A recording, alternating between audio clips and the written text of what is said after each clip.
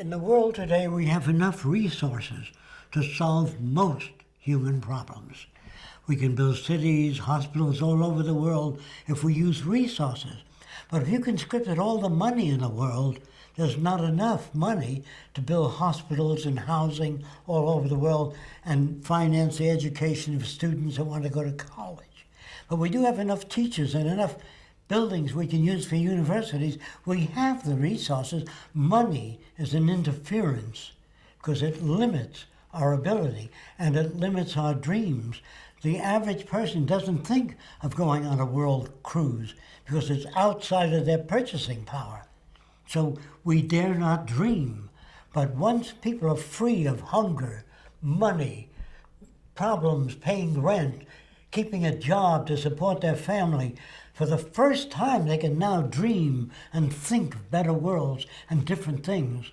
The only reason we only have one Edison and one Madame Curie and one Louis Pasteur and one Michelangelo is because kids are not given the opportunity.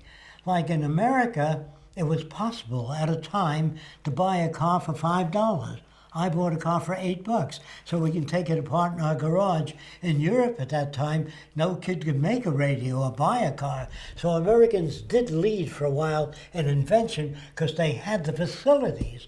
There were an abundance of things. So if you deprive people of things, like they couldn't teach the slaves how to read, because if they learned how to read, they'd begin to think about things, and they'd be hard to manage. So we did that for intention purposes. So that's why our schools don't teach kids how to think. First of all, they don't know how to. And if they knew how to, you couldn't get them to join the army. And you couldn't get them to fall in line with the system. There'd be so many different political parties that you couldn't get anybody to vote in any one direction in a real democracy, which we've never had.